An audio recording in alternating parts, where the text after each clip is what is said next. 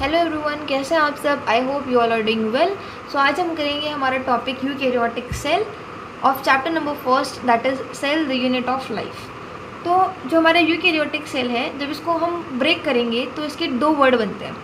First is eu and second is कैरियन। Eu का मतलब होता है ट्रू एंड कैरियन का मतलब होता है न्यूक्लियस। सो इसका मतलब अगर हम पूरी को कंबाइन करके बोलेंगे तो ट्रू न्यूक्लियस। तो यूकैरियोटिक सेल ऐसे सेल्स होते हैं जिनके पास ट्रू न्यूक्लियस होता है। इनके पास वेल डिफाइंड न्यूक्लियस होता है। न्यूक्लियस होगा तो उसकी न्यूक्लियर मेम्ब्रेन भी होगी और न्यूक्लियर एनवेलप भी प्रेजेंट होगा।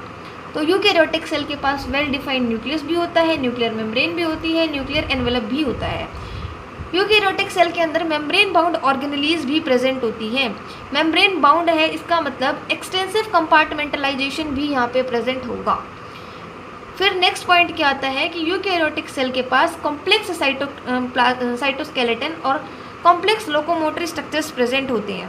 साइटोस्केलेटन स्ट्रक्चर्स 3 प्रेजेंट होते हैं, actin, intermediate filament and microtubule.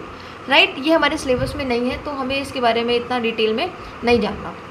Locomotory structures के अंदर प्रोकैरियोट्स के अंदर लोकोमोटरी स्ट्रक्चर्स डिफरेंट होते हैं, यूकैरियोटिक के अंदर लोकोमोटरी स्ट्रक्चर्स डिफरेंट होते हैं। प्रोकैरियोटिक के अंदर लोकोमोटरी स्ट्रक्चर्स सिंपल फ्लैजेलिन प्रोटीन के होते हैं एंड यूकैरियोटिक के अंदर कॉम्प्लेक्स होते हैं और ट्यूबुलिन प्रोटीन होता है।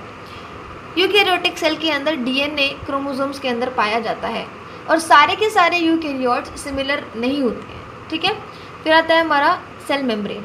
ठीक है, 1950s के बाद, मतलब इलेक्ट्रॉन माइक्रोस्कोपी की एडवांसमेंट के बाद सेल मेम्ब्रेन की कुछ डिटेल इन्फॉर्मेशन भी पता चली थी, कुछ डिटेल इन्फॉर्मेशन भी दिखी थी। कब? 1950s के बाद, मतलब जब इलेक्ट्रॉन माइक्रोस्कोपी की एडवांसमेंट हुई थी। सेल मेम्ब्रेन कैसी होती है? सेलेक्टिवली परमिएबल होती है।